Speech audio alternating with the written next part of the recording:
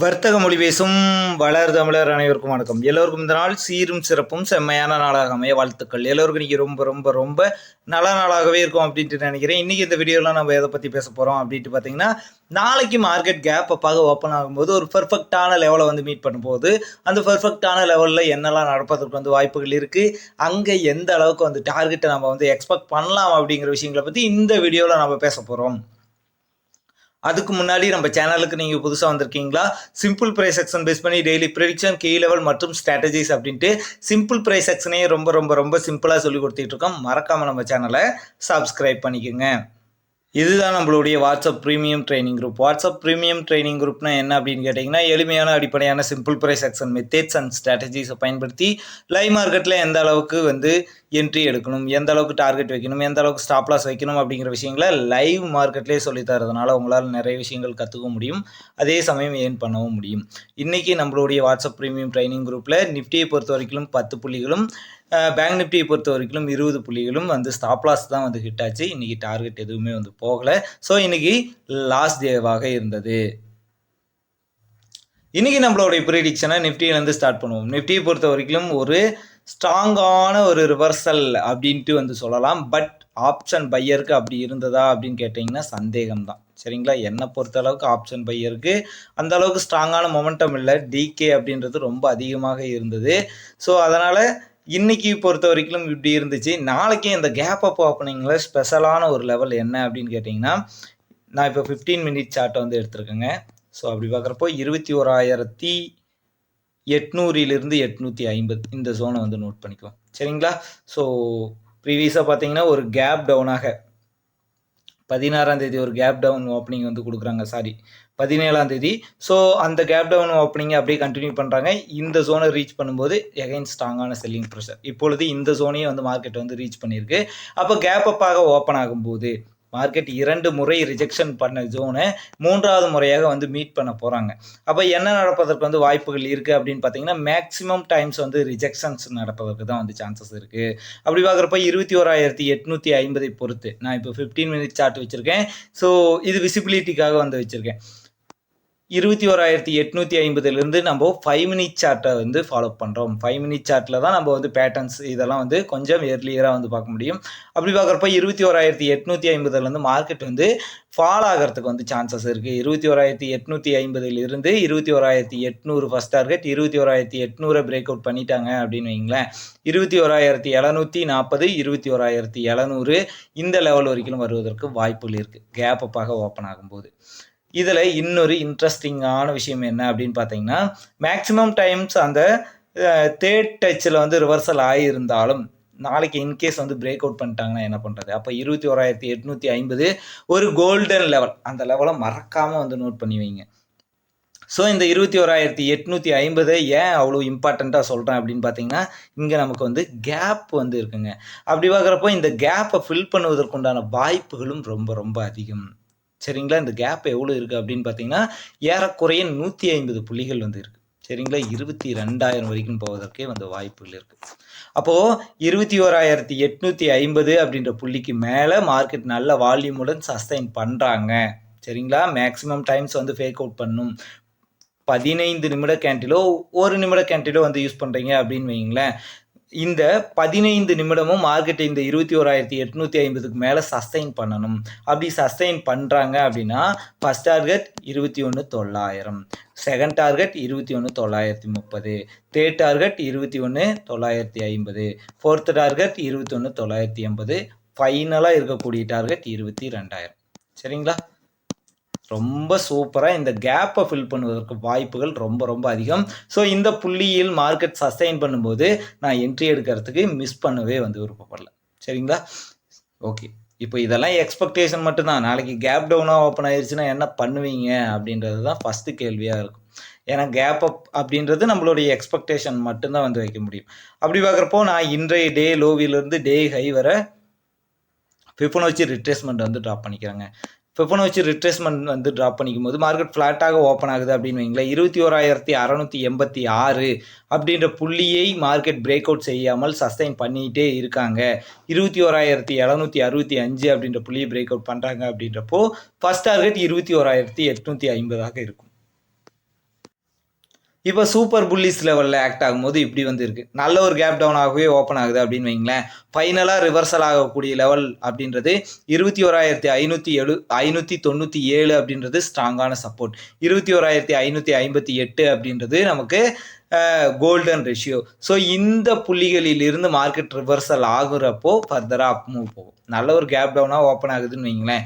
இந்த புள்ளியில் இருந்து கால் ஆப்ஷன் சைடுக்கு வந்து வாய்ப்புகள் இருக்கு. எப்பொழுது 21,558 அப்படின்ற புள்ளியை பிரேக் அவுட் பண்றாங்களோ அப்பதான் ஃபர்தராக ஸ்ட்ராங்கான புட் ஆப்ஷனுக்கு வந்து வாய்ப்புகள் இருக்கு. 21,558 மார்க்கெட் பிரேக் அவுட் பண்ணும்போது 21,505 சரிங்களா, 505 ஃபர்ஸ்ட் டார்கெட், 21,480 ரெண்டாவது டார்கெட், 21,430 மூணாவது டார்கெட். எப்பொழுது 21,430 வந்து பிரேக் அவுட் பண்றாங்களோ அப்போ 21,360 வரைக்கும் போவதற்கு வந்து வாய்ப்புகள் இருக்கு. அடுத்து நாளைக்கு ரொம்ப ரொம்ப இம்பார்ட்டண்ட்டான ரொம்ப சூப்பரான ஒரு எக்ஸ்பைரி இருக்க போகிறது வந்து ஃபின் நிஃப்டியில் தான். நம்ம எக்ஸ்பெக்ட் பண்ணக்கூடிய லெவலில் அது வந்து ஆக்ட் ஆகிறப்போ அப்படி பார்க்குறப்போ ஃபின் நிஃப்டியில் கேப் அப்பாக ஓப்பன் ஆகும்போது இங்கே தானே வந்து சப்ளை ஜோன்லாம் இருக்குது. அப்போ இந்த அளவுக்கு வந்து வெயிட் பண்ணணுமான்னு கேட்டிங்கன்னா இப்போ தான் நம்மளுடைய ஹீரோ வந்து என்ட்ரி ஆகிறாப்புல. நம்மளுடைய ஹீரோ யார்? ஃபிபொனாச்சி ரிட்ரேஸ்மெண்ட். ஃபிபொனாச்சி ரிட்ரேஸ்மெண்ட் பேசிக்ஸை நீங்கள் வந்து தெரிஞ்சுக்கணும் அப்படின்ட்டு விருப்பப்பட்டீங்கன்னா நம்மளுடைய யூடியூப் சேனல்லே வந்து வீடியோ போட்டிருக்கோம், மறக்காமல் வந்து செக் பண்ணி பாருங்கள். மேலே ஐ பட்டனில் லிங்க் கொடுக்குறேன். அப்படி பார்க்குறப்போ இப்போ 50% ரிஜெக்ஷனை வந்து எடுத்துக்கிட்டு இருக்காங்க. இந்த கதைக்கு அப்புறமா வருவோம். இன்கேஸ் கேப் அப்பாக ஓப்பன் ஆகுறாங்க அப்படின்றப்போ 20,589 அப்படின்றது கோல்டன் ரேஷியோ. ஸோ இந்த ரேஷியோவில் மார்க்கெட் அதிகமாக வந்து ரிவர்சல் ஆவதற்கு உண்டான வாய்ப்பு தான் ரொம்ப அதிகமாக இருக்கு. 20,589 அப்படின்ற புள்ளியிலிருந்து ரிவர்சல் ஆகக்கூடிய மார்க்கெட்டுடைய அதிகபட்ச டார்கெட் 20,500. 20,500 பிரேக் அவுட் பண்ணிட்டாங்கன்னா 20,460 வரைக்கும் வருவதற்கு வந்து வாய்ப்புகள் இருக்கு. சரிங்களா, நாளைக்கு எக்ஸ்பைரி டே இருப்பதனால இந்த அளவுக்கு மொமெண்டம் இருக்கும் அப்படின்ட்டு வந்து எக்ஸ்பெக்ட் பண்ணுறேன். அப்போ இந்த லெவலில் பிரேக் அவுட் பண்ணிட்டாங்கன்னா நம்ம வந்து கால் ஆப்ஷன் சைட் போகலாமா அப்படின்ட்டு வந்து உங்களுக்கு ஒரு எண்ணம் தோணும். பட் ஸ்ட்ராங்கான செல்லிங் ப்ரெஷர்லாம் இருக்கிறதுனால இங்கே மேபி வந்து ஃபேக் அவுட் நடப்பதற்கு வந்து வாய்ப்புகள் இருக்குது. அப்போ என்ன பண்ணலாம் அப்படின்னு கேட்டிங்கன்னா இந்த புள்ளியில் இருந்து தான் நம்ம ரொம்ப நிதானமாக வந்து இருக்கணும். 20,589க்கு மேலே சஸ்டைன் பண்ணுறாங்க அப்படின்றப்போ மட்டும்தான் நம்ம வந்து என்ட்ரி எடுக்கணும். சஸ்டைனா என்ன? 15 நிமிடங்களுக்கு மேலே இந்த 20,589க்கு மேலே மார்க்கெட் வந்து சஸ்டைன் நிலைத்து இருக்கணும். அப்படி நிலைத்திருக்கிறப்ப தான் ஃபர்தராக அப்பும் போகும். நம்மளுடைய ஃபர்ஸ்ட் டார்கெட் என்ன அப்படின்னு பார்த்தீங்கன்னா 20,650. செகண்ட் டார்கெட் என்ன அப்படின்னு பார்த்தீங்கன்னா 20,700. தேர்ட் டார்கெட் என்ன அப்படின்னு பார்த்தீங்கன்னா 20,730. சரிங்களா, இந்த அளவுக்கு வரைக்கும் போவதற்கு வந்து வாய்ப்புகள் இருக்குது. இந்த புள்ளிக்கு மேலே சஸ்டைன் ஆகும்போது என்ன காரணம் அப்படின்னு பார்த்தீங்கன்னா இந்த 20,730 750 வரைக்கும் இருக்கக்கூடிய ஜோன் அப்படின்றது ஒரு ஸ்ட்ராங்கான ரிஜெக்ஷன் இருக்கக்கூடிய ஜோனாக வந்து இருந்திருக்கு. ஸோ இந்த புள்ளியிலிருந்து ரிவர்சல் நடக்கலாம். சரிங்களா, ஸோ அதனால் இந்த புள்ளி வரைக்கும் புக் பண்ணிடலாம். இங்கேயே பார்த்தீங்கன்னா நமக்கு 100லிருந்து 130 புள்ளிகள் வந்து ப்ராஃபிட் கிடைச்சிருச்சு. ஸோ இங்கேருந்து மார்க்கெட் ரிவர்சல் ஆகும்போது அது ஒரு ஸ்ட்ராங்கான ரிவர்சலாக இருக்கும். ப்ரீவியஸாக அப்படி ரொம்ப ஸ்ட்ராங்கான வந்து ரிவர்சலாக தான் இருந்திருக்கு. இப்போது நம்ம எக்ஸ்பெக்ட் பண்ணுவது போல் மார்க்கெட் வந்து ஒரு கேப் அப்பாக ஓப்பன் ஆகலை, ஃப்ளாட்டாக தான் ஓப்பன் ஆகுதுன்னு வைங்களேன். அது இன்னும் ரொம்ப சூப்பராக இருக்கும். எங்கே வந்து ஓப்பன் ஆகுறாங்க அப்படின்னு பார்த்தீங்கன்னா 50% அப்படின்றது ஸ்ட்ராங்கான ரெசிஸ்டன்ஸ். ஸோ இந்த ஸ்ட்ராங்கான ரெசிஸ்டன்ஸில் மார்க்கெட் ஆல்ரெடி வந்து 2 டைம்ஸ் வந்து ஃபேக் அவுட் வந்து பண்ணியிருக்காங்க. அப்போது இப்போது இங்கே இருந்து ரிஜெக்ஷன் எடுக்குதுன்னு வைங்களேன். இங்கே ஒரு டாப், இங்கே ஒரு டாப், அது வந்து கவர் ஆகுது. அப்போது இது வந்து ஒரு டபுள் டாப் பேட்டர்னாக அமையும். இந்த டபுள் டாப் பேட்டர்ன் எப்போ வந்து ஒரு ஸ்ட்ராங்கான ரிவர்சலாக வந்து இருக்க போகுது? 20,320 அப்படின்ற புள்ளி எப்பொழுது வந்து பிரேக் அவுட் பண்ணுறாங்களோ அப்போ ரொம்ப ஸ்ட்ராங்கான வந்து ரிவர்சலாக இருக்க போகுது. 20,320 அப்படின்ற புள்ளியை வந்து பிரேக் அவுட் பண்ணுறாங்க அப்படின்றப்போ 20,280, 20,240, 20,180,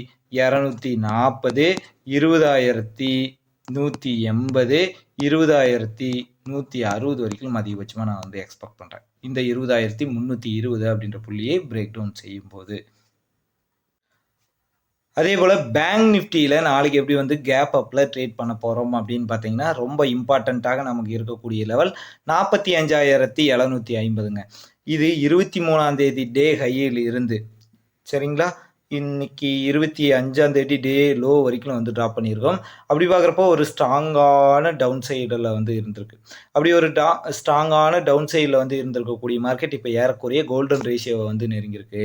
இப்போ 45,500 இருக்காங்க. ஒரு கேப் அப்பாக ஓப்பன் ஆகுறாங்க அப்படின்றப்போ இந்த கோல்டன் ரேஷியோவிலிருந்து ரிவர்சல் ஏற்படுவதற்குண்டான வாய்ப்புகள் ரொம்ப ரொம்ப அதிகம். சரிங்களா? முன்கூட்டியே சொன்னனா இல்லையா அப்படின்றது ஞாபகம் இல்லை. 15 நிமிடம் சஸ்டெயின் பண்ணலைன்னா என்ன நடக்கும் அப்படின்னு பார்த்தீங்கன்னா, மார்க்கெட் ஃபேக் அவுட்டை வந்து கொடுத்துருங்க. சரிங்களா? 45,753 ஆகட்டும், இதற்கு முன்னாடி நம்ம சொன்ன இம்பார்ட்டன்ட் லெவல்ஸ் எல்லாம் 15 நிமிஷம் சஸ்டெயின் ஆகலைன்னா என்ன நடக்கும்? அங்கே இருந்து மார்க்கெட் வந்து ஃபேக் அவுட் பண்ணிடும். என்ன காரணம்? 61.80% இருந்து மேக்ஸிமம் ஒரு 70 to 80% வந்து ரிவர்சல் ஆன வாய்ப்புகள் தான் ரொம்ப ரொம்ப அதிகமாக இருக்கு. ஸோ அதனால இங்கேருந்து ரிவர்சல் ஆவதற்கு வந்து வாய்ப்புகள் இருக்கு. ஸோ 45,753 அப்படின்ற லெவலுக்கு மேலே சஸ்டெயின் ஆகிற பட்சத்தில் மட்டும்தான் நம்ம ஃபர்தராக அப் மூவ் போக முடியும். 46,000 அப்படின்றது ஃபர்ஸ்ட் டார்கெட். எப்பொழுது 46,000 அப்படின்ற லெவலை பிரேக் அவுட் பண்ணுறாங்களோ அப்போது 46,250, 46,400, 46,500 வரைக்கும் போவதற்கு வந்து வாய்ப்புகள் இருக்குது. இந்த 46,500 550 அப்படின்றது ஸ்ட்ராங்கான செல்லிங் ப்ரெஷர் இருக்கக்கூடிய ஜோன். ஸோ இந்த ஜோனை மறுபடியும் வந்து மார்க்கெட் மீட் பண்ணும்போது நல்ல ஸ்ட்ராங்கான ரிட்ரேஸ்மெண்ட்டோ அல்லது உருவாகின்ற பேட்டர்னை பொறுத்து செல்லிங்கோ நடப்பதற்கு வந்து வாய்ப்புகள் இருக்கிறதுனால நம்ம இங்கே லைவ் மார்க்கெட்டை பொறுத்து தான் வந்து ட்ரேட் பண்ண முடியும். சரிங்களா? ஓகே. இப்போ 45,753 அப்படின்ற லெவலை பிரேக் அவுட் பண்ணலை அப்படின்றப்போ நமக்கு என்னென்ன கன்ஃபர்மேஷன் இருக்குது? இது வந்து ஒரு கோல்டன் ரேஷியோ. இங்கே ஏதாவது பேட்டர்ன் ஃபார்ம் ஆகுது அப்படின்றப்போ ரொம்ப சூப்பரான ஒரு புட் ஆப்ஷனுக்கு நான் வந்து என்ட்ரி எடுப்பேன். சரிங்களா? ரொம்ப கான்ஃபிடென்ட்டாக. ஏன்னா காரணம் நான் ஃபிபனாச்சி நம்பி ட்ரேட் பண்ணிட்டு இருக்கேன். அப்படி பார்க்குறப்போ 45,750 ரிஜெக்ஷன் பண்ணுறாங்க, ஃபேக் அவுட் பண்ணுறாங்க, அல்லது இங்கே வந்து பேட்டர்ன் வந்து உருவாகுது அப்படின்றப்போ என்னுடைய முதல் டார்கெட்டே 45,500 இருக்க போகுது. அதற்கு பிலோவாக மார்க்கெட் 45,500 பிரேக் அவுட் பண்ணும்போது 45,250 வரைக்கும் வரலாம். ஓகேங்களா? மார்க்கெட் ஃப்ளாட்டாக ஓப்பன் ஆகுது அல்லது கேப் டவுனாக ஓப்பன் ஆகுது அப்படின்றப்போ ஃபின் நிஃப்டி போல தான். இங்கே ஒரு டாப் வந்து கிரியேட் பண்ணிட்டாங்க, இங்கேருந்து ஒரு டாப்பில் ரிஜெக்ஷன் நடக்குது அப்படின்ட்டு வைங்களேன். எப்பொழுது 45,250 அப்படின்ற புள்ளிக்கு பிலோவாக ட்ரேட் வந்து பண்ணுறாங்களோ அப்போ ஃபர்தராக டவுன் சைட் போகும். 45,250க்கு பிலோவாக போகிறாங்க அப்படின்னா 45,050. சரிங்களா? 45,050 ஃபர்ஸ்ட் டார்கெட். 45,050 அப்படின்ற லெவலுக்கு பிலோவாக சஸ்டெயின் பண்ணுறாங்க அப்படின்னு வைங்களேன். ஃபர்ஸ்ட் டார்கெட் என்ன அப்படின்னு பார்த்தீங்கன்னா 44,880, 44,750, 44,630. அதிகபட்சமாக எக்ஸ்பெக்ட் பண்ணுறது 44,520 வரைக்கும் எக்ஸ்பெக்ட் பண்ணுறோம். சரிங்களா? ஸோ இன்றைக்கி வீடியோ பொறுத்த வரைக்கும் நிஃப்டி, பேங்க் நிஃப்டி மற்றும் ஃபின் நிஃப்டி எக்ஸ்பைரியில் எப்படி வந்து ட்ரேட் பண்ணுறது, என்னென்ன மாதிரியான விஷயங்களை ரொம்ப கவனிக்கணும், எதெல்லாம் ரொம்ப இம்பார்ட்டண்ட்டான லெவல், எந்த லெவலில் மார்க்கெட் பிரேக் அவுட் பண்ணும்போது ரொம்ப சூப்பரான பெர்ஃபார்மன்ஸ் வந்து பண்ண போகுது, கேப் அப் ஓப்பன் ஆச்சுன்னா எவ்வளோ பர்ஃபெக்டான ஒரு ட்ரேட் செட்டப் நமக்கு வந்து இருக்குது அப்படின்றத ரொம்ப தெளிவாகவே நீங்கள் புரிஞ்சிருப்பீங்க அப்படின்ட்டு நினைக்கிறேன். இந்த ட்ரேட் செட்டப்லாம் உங்களுக்கு பிடிச்சிருந்துச்சுன்னா மறக்காமல் லைக் பண்ணுங்கள், கமெண்ட் பண்ணுங்கள், உங்கள் நண்பர்களுக்கும் ஷேர் பண்ணுங்கள். வழி எது வாழும். நன்றி.